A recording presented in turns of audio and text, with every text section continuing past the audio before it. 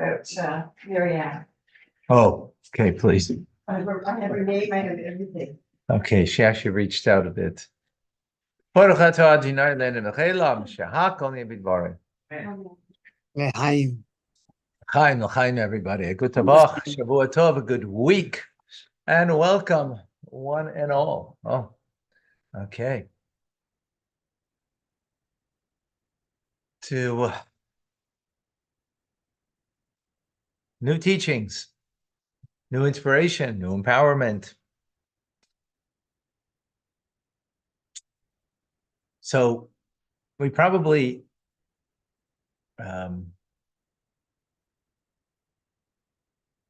deal in life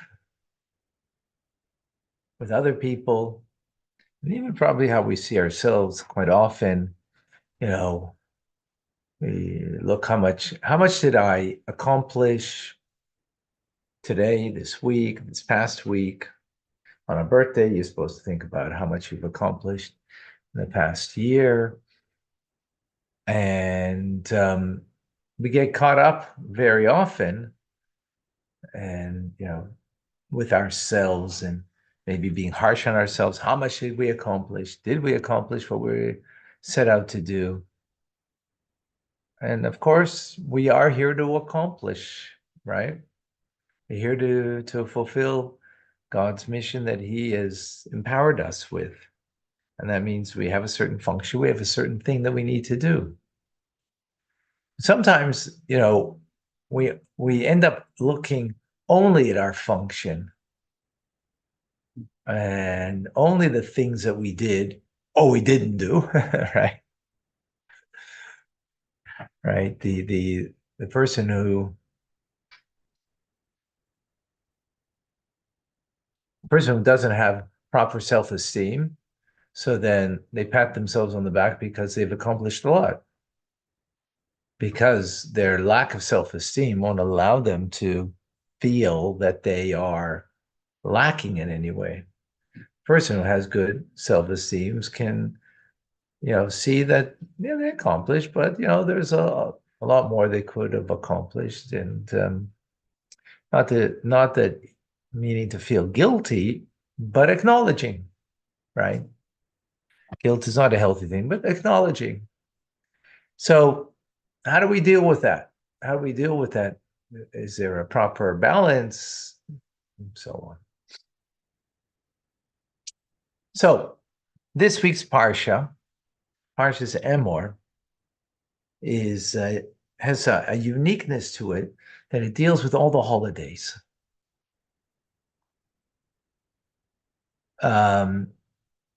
In a full manner. And we're going to highlight one of the holidays.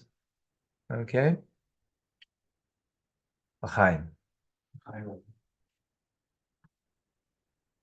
No problem. Everybody is here. That's what counts. Okay. So let us get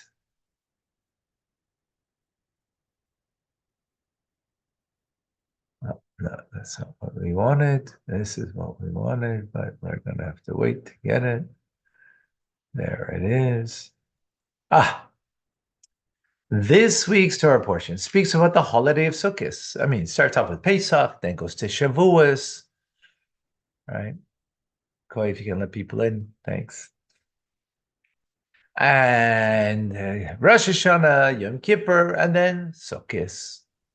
And for Sukkot, there's a commandment, and you shall take for yourselves on the first day a beautiful fruit of a tree, date palm fronds, a branch of a dense-leaved tree, and willows of the brook. And you shall rejoice before your God for 7 days.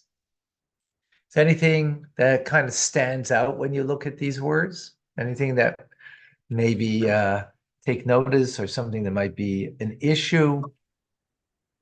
It doesn't specifically mention an etrog. I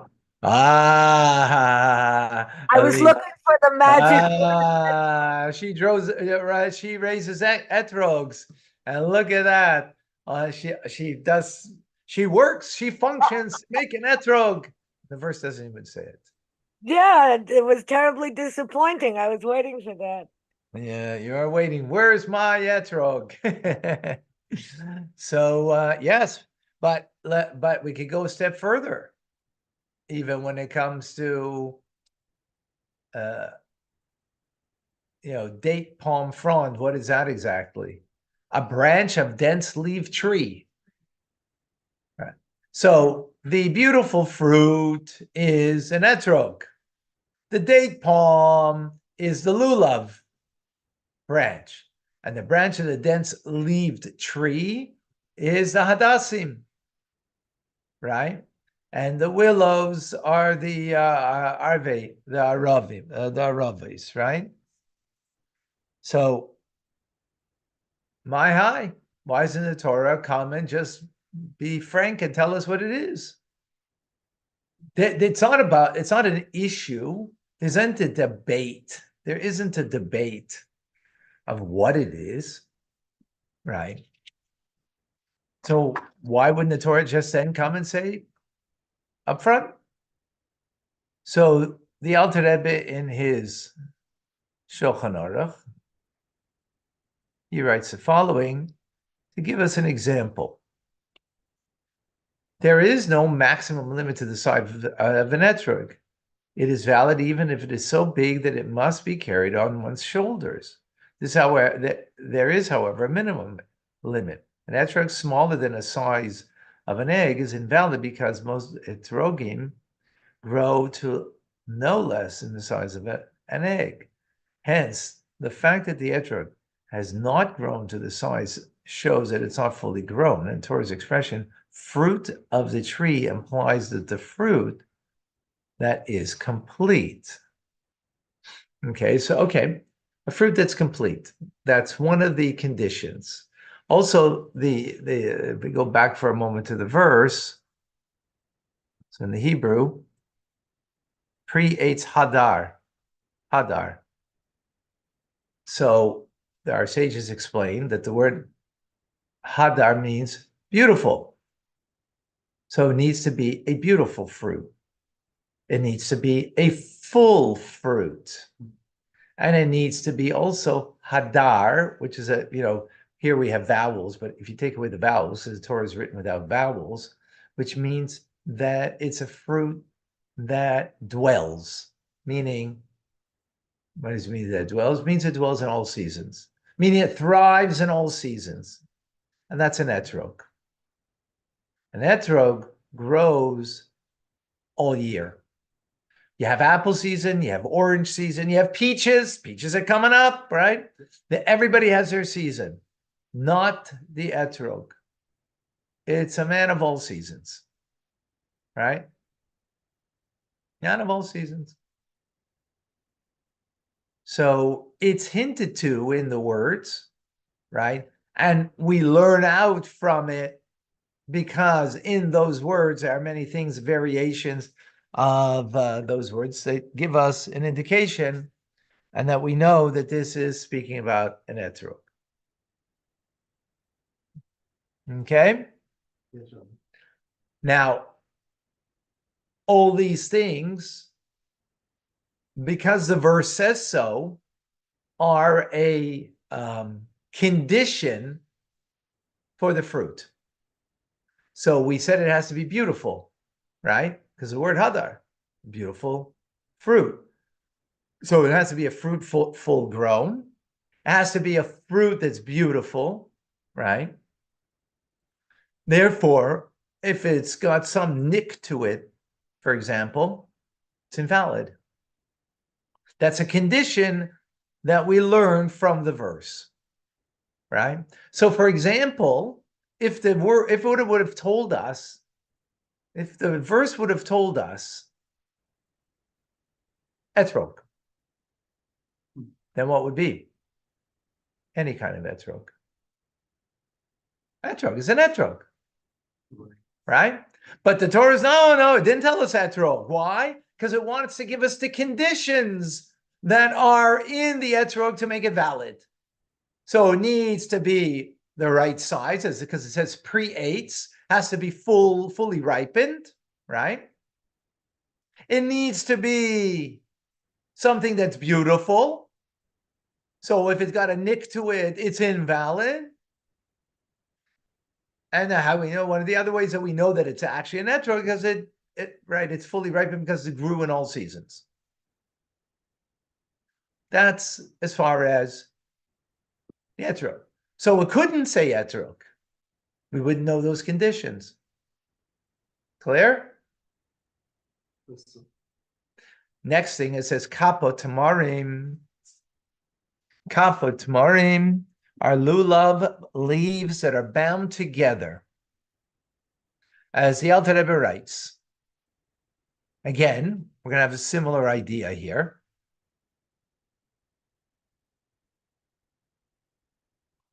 The verse says, not the verse, sorry. This again from the Alter Rebbe in Shulchan Aruch.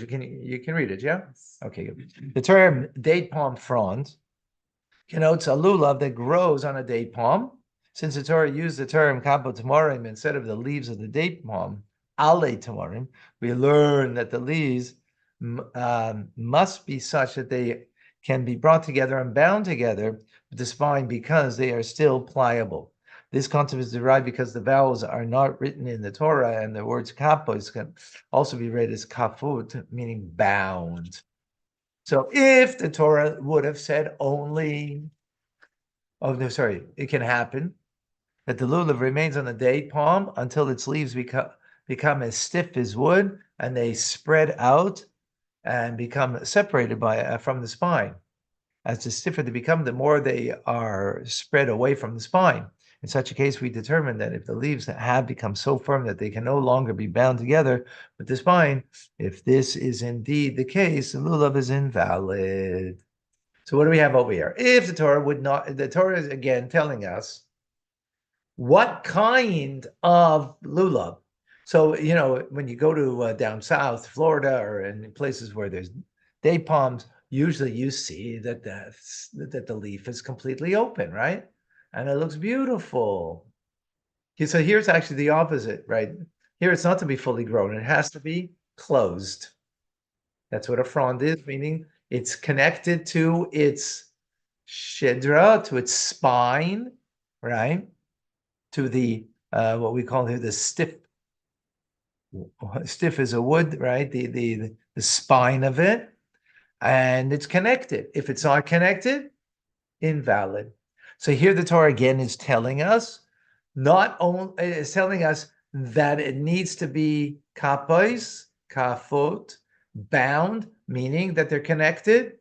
So here it's the opposite. They're not fully grown and matured, right? And that is again a condition of the lulav. So much so that if the top one is split, invalid. More than 50%, and it's invalid. We're good? Okay. I have a question. I have one question. Hold on, yes. Are there any other fruits based on what is written in the Torah that could qualify Based on? Well, based on what was written, it didn't say specifically an etrog. It gave the three things that are needed for a fruit to be used. And I was wondering, are there other fruits that could be used in lieu of an etrog? No. So not only is it conditional of the fruit, it's conditional how the fruit should be, right? There's different stages of the fruit, different qualities of the fruit. So the etrog has to be beautiful. So it's got a nick to it, right? We're very careful, the top third in particular, try to get as nice. It's got no nicks. It's got no fleck. The pitom has to be intact and so on. Huh? The pitom has to be intact. The pitom has to be intact. The shape of it. Now, all of these things. Now, some of them are biblical law that that it's invalid. Other things are just, beautifying the mitzvah. right? That it doesn't make it invalid. But where do we get the whole idea from? The way the verse speaks about it, right? That's the important point. Okay. So now we go to hadas. What does it say about hadas? Dense leaves is what the term is, right? So what does that mean? So again, the Alter Rebbe in Shulchan Aruch, Code of Jewish Law, he writes the following. A hadas is not considered a dense leaf unless it has at least 3 leaves emerging from a single point. 3 or more leaves that are positioned next to each other in the circle around the stem, none of them being lower than the other, even though they do not emerge from the single root. If they are very close to each other and stand on an equal plane in one circle, they are considered as a dense leaf. So if you take the circumference of the branch of the hadas, 3 leaves have to grow out from the same circumference. That makes it dense in the fact that it's on the same circumference. If they're not on the same circumference, right, then it becomes invalid. I mean, you need a certain length, right? Furthermore, the leaf has to cover the top of the bottom. This leaf has to cover the emergence of the leaf above it. So there's a density, right? There's a density. If, however, 2 leaves stand on an equal plane, very close to each other, and the third leaf emerges on a higher level, so 2 leaves, here's a circumference, here's one leaf coming out like this, a second leaf like this, but a third leaf is coming over here. They're not on the same circumference. That's not called dense, right?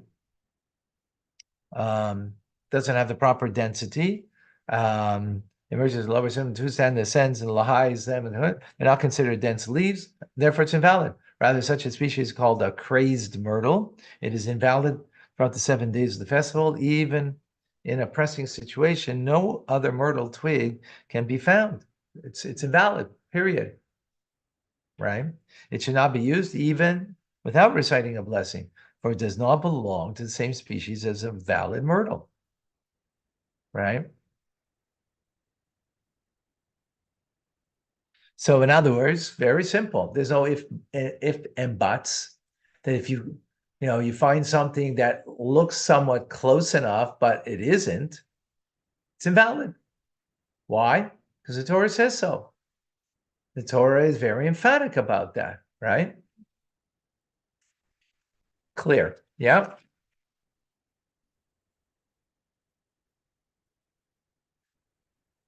Okay, so let's just recap for a moment. So we have very clearly, we see that the Torah didn't give us specific name of something to use, because then it would be just use it with no condition. It gives us the condition of what it is, right?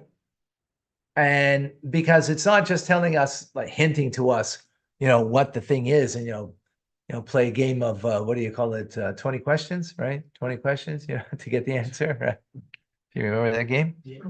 Right? So it's not a game of 20 questions. It's in order that the Torah is giving us the condition of how this particular species has to be used in order that it becomes valid. So we have the etrog, we have the lulav, and we have the hadassim. That we very clear, right?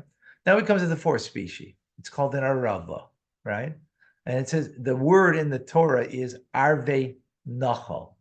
Arve, arava, willow, of the nachal means of the brook. In other words, by the water. Why?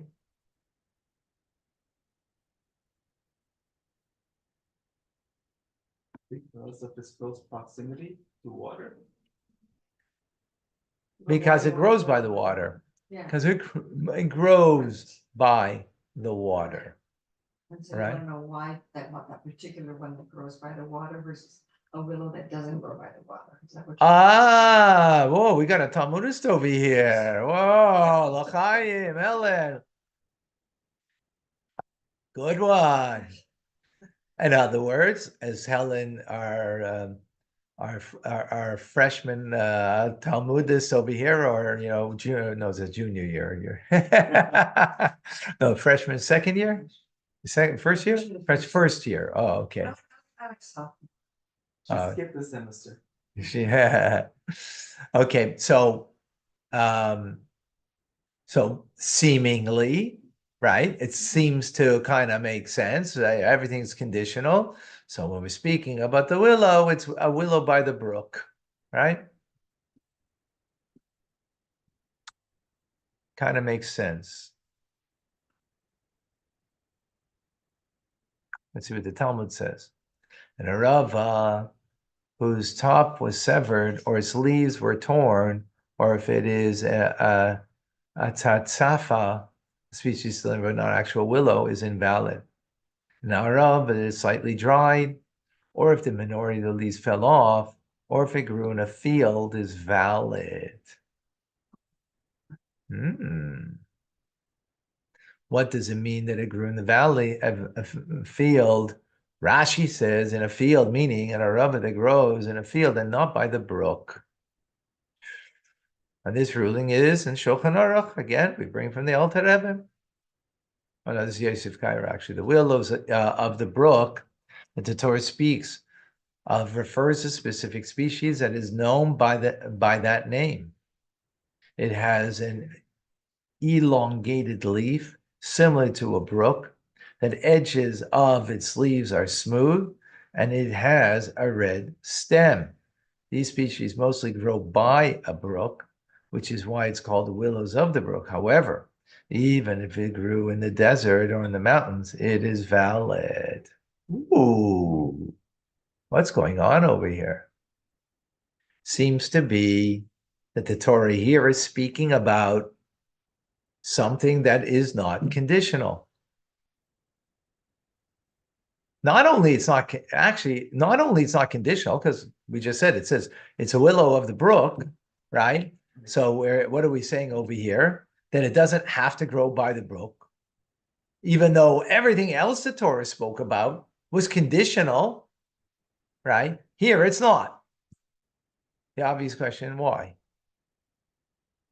And not only it's not conditional, it is telling me of the specific species that usually is grown by the brook, but it doesn't have to be by the brook.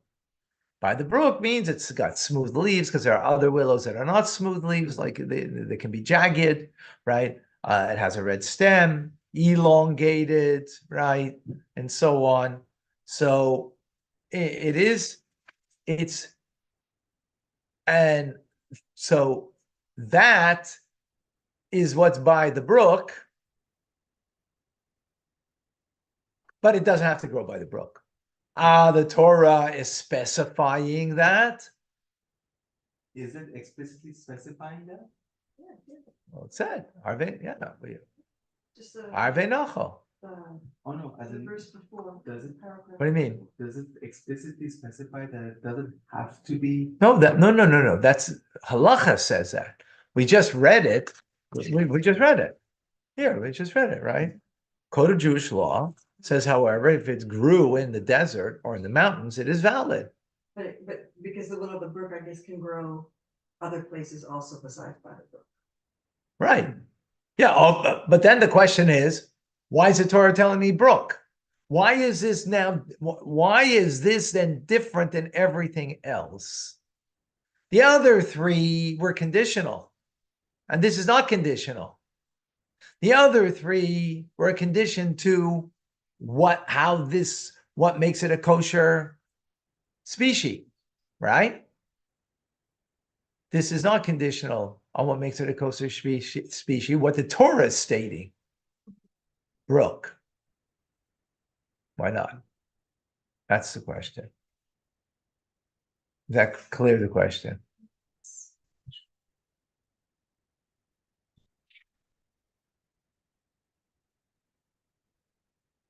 All right.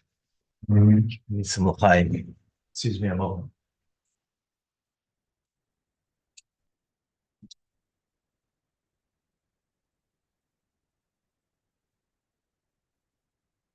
So this type of willow can grow by the brook. It can grow in the desert, it can grow in the mountains. It is a willow of the brook, but it can be carried in, with the seeds in plants in the desert or the mountain or wherever. It's still considered that. Yeah, but the question is, everything we learned till now of the other three were a condition of, the Torah wrote it that way to tell me that it's conditional, right? Here it's not conditional, a willow of the brook, right? So the other ones become descriptions, and this is a noun telling just what it is. But why? Right? The other ones, beautiful fruit tree. That's an adjective. That's description, right? It's not a noun. It's not a thing. It's a descriptor. That descriptor becomes condition of the thing, of what that species is, right? Here, there's no condition. It's just telling us what it is. Why? Why does it change? Is that clear, the question? Yes. Is that clear with everybody else? Hello. Anybody home? Such beautiful pictures everybody has. Oh, some people even have nicer faces, like Menachem Hillel and Akoy.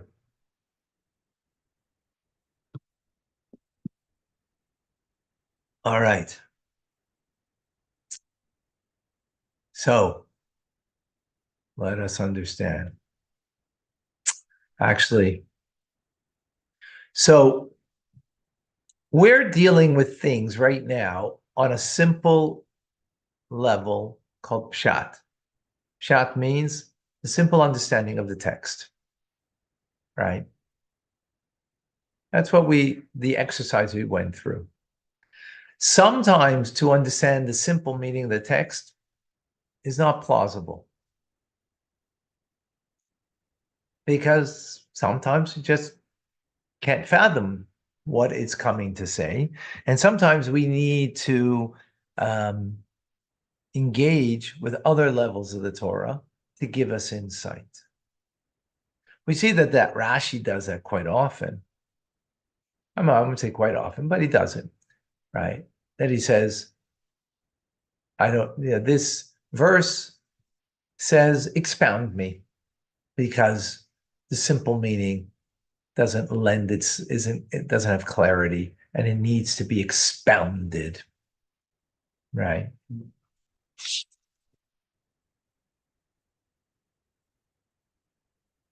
And often he will bring what the expounded meaning is, as opposed to the simple meaning, even though his whole purpose is to come for the simple meaning. So sometimes we need to apply that, and then when we understand the more deeper meaning, then we can apply it to the verse and understand why the verse is talking the way it's talking. In other words, not, does the verse mean to be simplistic? Yes. Does it mean to be homiletic? Yes. Does it mean to be hinting to something that's not simplistic? Yes. Does it mean to be esoteric? Yes. All things are true at the same time. When we learn Torah, we need to actually learn it pardes. Pshat Remesh Jerush Soid. Pardes means an orchard that has a variety of fruits, right? A variety of tastes for all different types of palates. Sweet, maybe bittersweet, sour. You can have a sweet apple, you can have a sour apple. Right? No, bittersweet, but there is in fruits, but right? In any case, that is we need to ultimately learn on all levels. As a matter of fact, by the way, if we don't learn every level on everything in the Torah, our soul has to come back here to learn it. right? Because our soul needs to be enclosed with every dimension. So someone who is, very mystical, and they learn only the mystical learning, and they don't learn Chumash and Rashi, their soul has to come back. You have to learn Chumash and Rashi.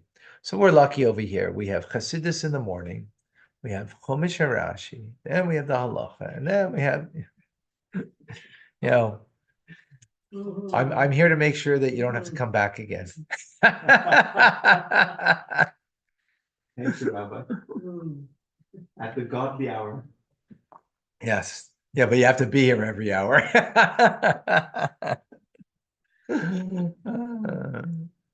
Yeah. So, so this is one of those occasions that we are going to have to come on to something that's a drush. A drush in reference to the four species. That's a famous one that you probably are familiar with because you've heard it before. It's based on smell and taste. The concept taste in Hebrew is tam. Tam also means reason. Why? Tam means taste and also means reason. When you have a reason for something, you have a taste for the thing. It makes it more palatable. When your mother told you, just do as I told you, you didn't have a taste for it. It wasn't palatable, right? Likewise, when your boss tells you, I want this done, whether you understand or agree, I don't care, get it done. It's not palatable because you don't have a reason. Got it? Yes. So taste represents someone who's learned in Torah. Smell, reach. Well, a smell lingers on, right? So that's a metaphor for someone who does mitzvahs. That the good deed that you do, mitzvahs are called good deeds, right? That you do, whether it's your tefillin, tzedakah, right? Lighting Shabbos candles, whatever it is, right? We call them good deeds. They have an aroma to it. The good deed lingers on, right? The effect of it, the aroma lingers on. Okay, is that clear? So with that, let us now go to the Medrash, which I'm sure you're familiar with.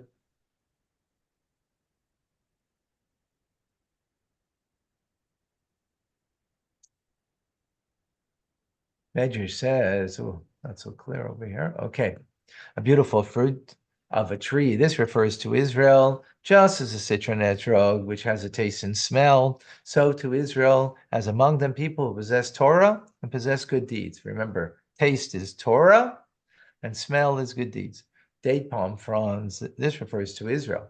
Just like a date which has a taste and has no smell, so to Israel has amongst them those who possess Torah but do not possess good deeds. And others, they're learned, but their good deeds don't match. It doesn't mean they don't have good deeds at all, but they don't match, right? They're more into Torah. A branch of dense-leaved tree, this refers to Israel. Just as a myrtle, which has smell and no taste, so to Israel is amongst them those who possess good deeds, but do not possess Torah. Right? They're always running and doing good mitzvahs, but they don't sit and learn. And the willows of the brook, this refers to Israel, just as the willow has no smell and no taste, so too has among them people who possess no Torah and possess no good deeds. So these four species represent four different types of Jews. Esrog, Lulav, Hadassim. They represent a Jew that have either Torah study and or mitzvahs, or mitzvahs and or Torah study, right? They have something to contribute to the Jewish cause, right? But the willow doesn't. The willow doesn't have anything, right? It doesn't have good deeds even, right? Now, when we speak about that they have Torah or they have good deeds, it means they have it in actuality, not that, not like, I don't know if you were ever in school and, and you got a report from your teacher, on in your report card. He has great potential, meaning you're not realizing your potential. He could be amazing, but he's got great potential. How often did a teacher say that about a student? Definitely it was said about me. It might still be being said about me.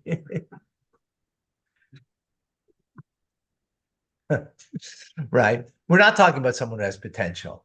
We're talking about someone who's realized their potential, right? They have Torah, they have mitzvahs, whichever one of the three they are, right?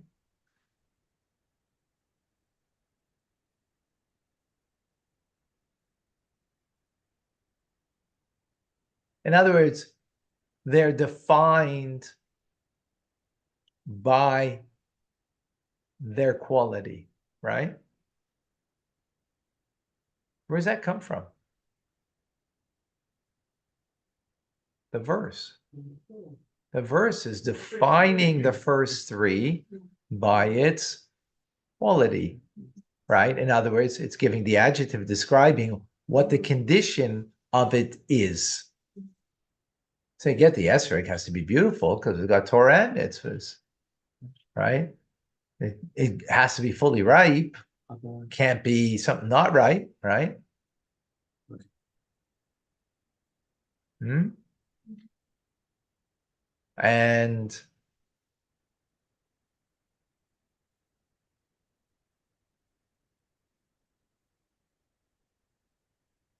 but now so each one of them has a condition that creates their species, or what's conditional about their value in their category, right? And that's what the Torah speaks about, the condition that they need to have, right? In order that makes them defined as a valid species that's kosher for the mitzvah. Is that clear? Except for the arava. Yeah.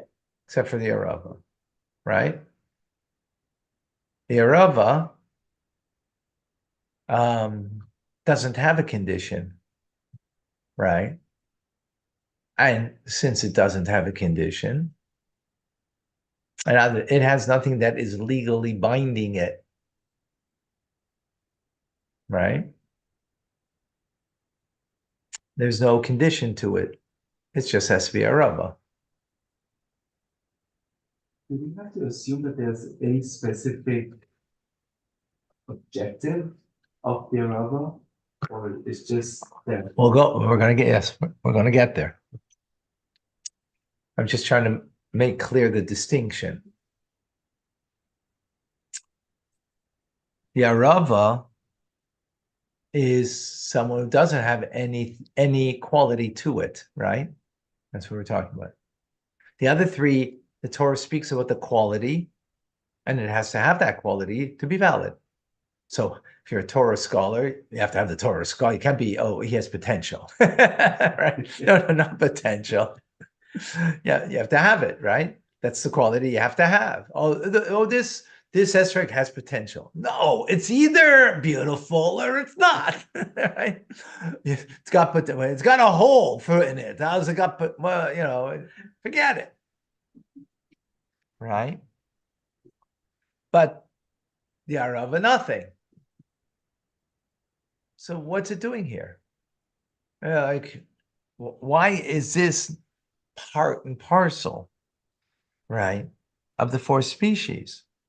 And that's not just part and parcel. Like if you leave out the arava, it's not like you fulfill the mitzvah 75% because you have 3 out of the 4. You actually fulfill the mitzvah 0%. But I don't have a whining willow, it's got nothing to it. It whines because it doesn't have any Torah or mitzvahs, right? So what is it adding? What positive qualities does it have that it's adding? It's not. The others do. So what's it giving? What's it giving to the mix over here? Right? Balance? Hmm? Balance? What balance? What's it giving to? It's giving balance. like the son who doesn't know how to ask.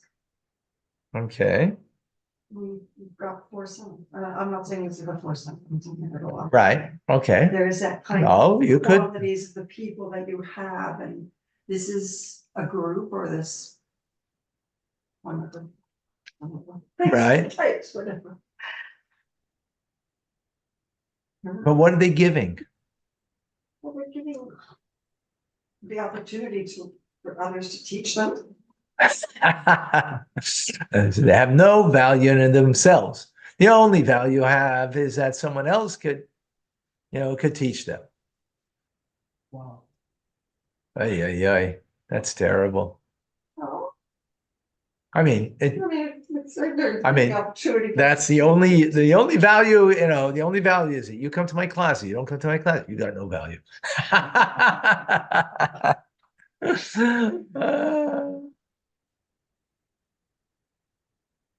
You know what their value is?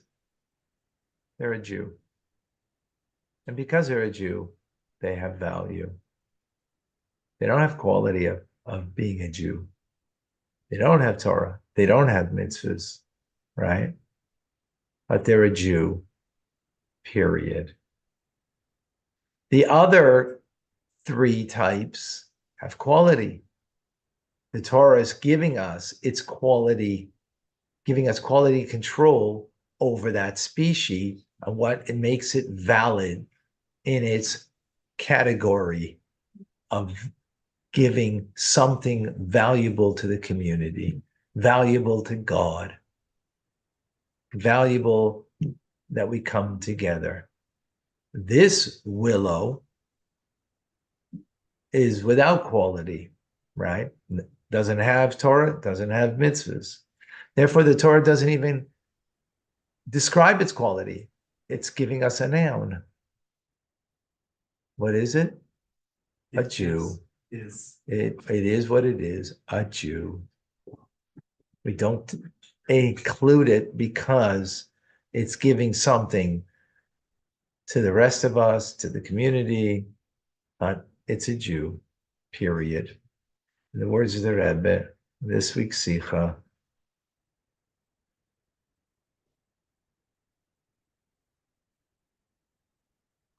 the Rebbe says, we unite with the Arabas, the Jews who possess neither Torah nor good deeds, just because they are Jews. Simply being a Jew is an essential intrinsic quality that every Jew possesses by virtue of being a descendant of Avraham, Yitzchak, and Yaakov.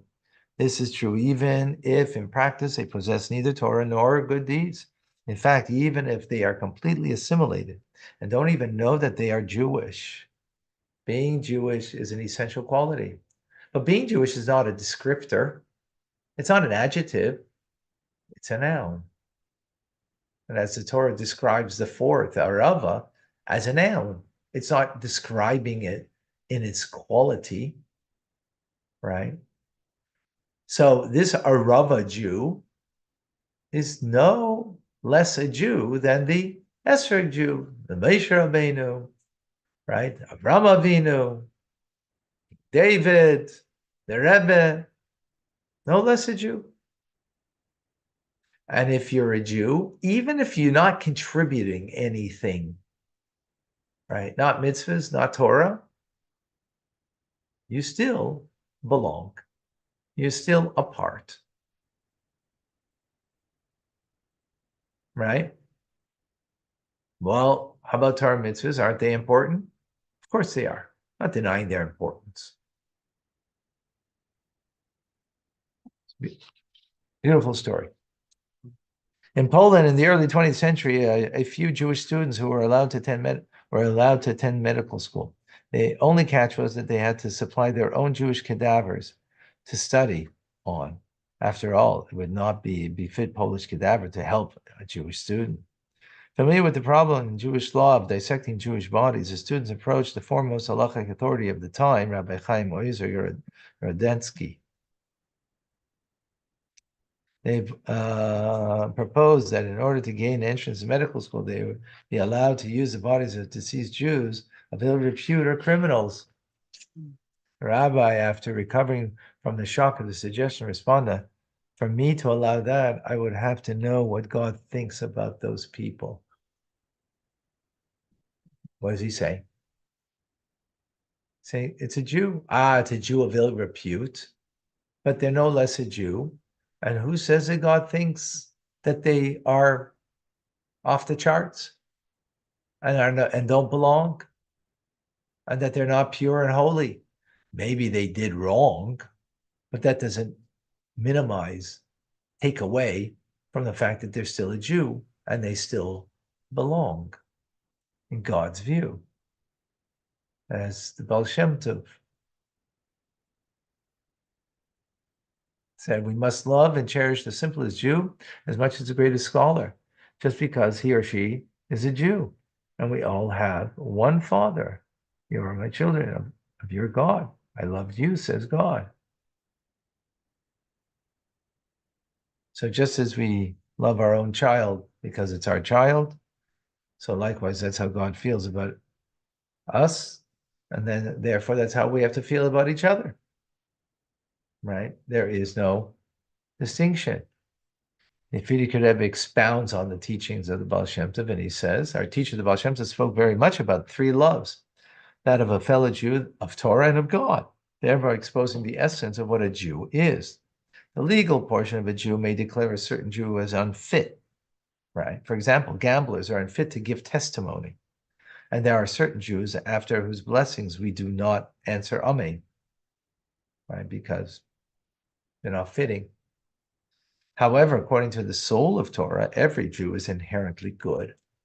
Halachically, I have to deal with you in a way that, like, if the court of Jewish law says that this person is in cherem, they are I translate cherem. Purgatory? Huh? Purgatory? No. They're alive, but they- Huh?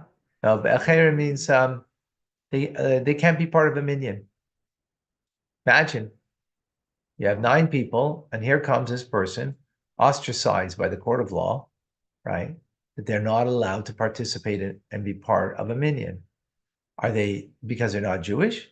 No, they're Jewish, but the functionality of the Jew is such that he cannot participate in a minyan because the person did something, right?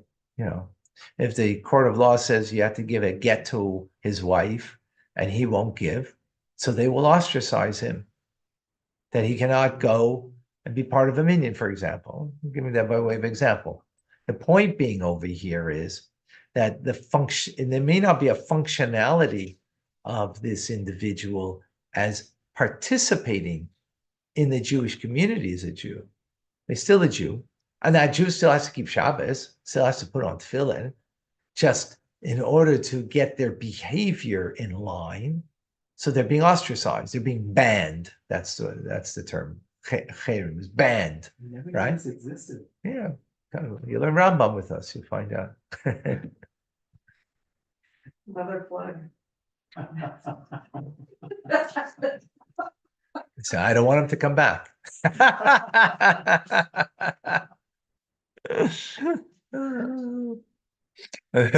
Listen, it might be hard now, but it'll be worse later. All Jews are responsible for one another. No one has the liberty to say, I'm a scholar, I am pious, who puts on 3 pairs of tefillin. Why should I bother with someone else? Just as 2 partners would tell one another, look, we're in this together. Whatever is your business is my business, and there no such thing as fighting against each other. So must it be with every Jew. Right? So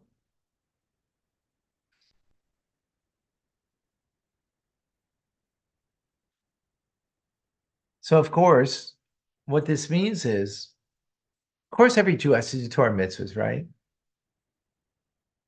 But that's not what defines him as a Jew. That's not what makes you a Jew, because you observe, you believe in God, and you do mitzvahs. So that makes you a Jew. Of course not. We all know that, right? It's by virtue of the soul that you have. That's what defines you. That's who you are, period. That's why conversion has to be done properly, because through the proper conversion, God confers the Jewish soul on me I come from a Jewish mother, but it's not my mother that gave me my soul. God gives the soul by way of a Jewish mother, by way of a proper based in a court of law, that through them, God imbues the individual with a neshama, a Jewish neshama, right? That becomes an inherent part of the individual. And therefore, you're born a Jew, you die a Jew. A Jew is a Jew because they're a Jew. It's a Jew, period. Right? And this is then what the verse is coming to tell us. When we're doing the mitzvah of coming together as Jews, which you have to do the mitzvah of the 4 species, right? So it's very easy to look and see 3 very, more or less productive, meaningful, engaged Jews and include them. And the Torah tells us the quality of what makes them into their unique quality, right? And it's conditional, those qualities in that individual, in order that they should be such an individual, right? But when it comes to the 4 species, the Arava, the Torah doesn't give us a condition. It doesn't give us even an adjective to describe, because there's nothing to describe over here. It's just a noun, right? All it is, Arve Nochel, a willow of the brook, right? And that's right. Why of the brook? Because that's usually where it grows. But the halacha doesn't have to grow there, right? Well, why by the brook? Because we should grow by the water. We should grow by the waters of Torah. But this one grew in a field, far away, distant, removed. It's still valid. It's still a Jew. It's still a Jew. Wow. And therefore it's incorporated in the 4 species to be part. And not only it's a part of, right? Maybe it's not carrying its weight, but in a certain way, it's more than carrying its weight, in the sense that if it's missing, you don't have 75% of the community. You don't have 75% of the mitzvah. You have nothing. 0. No mitzvah. You don't have your community. Because that Jew must be incorporated and be a part of. Why? Just because they're a Jew. L'chaim.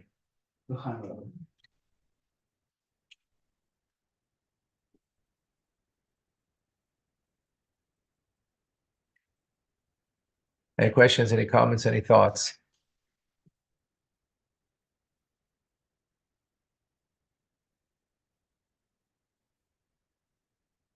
All right.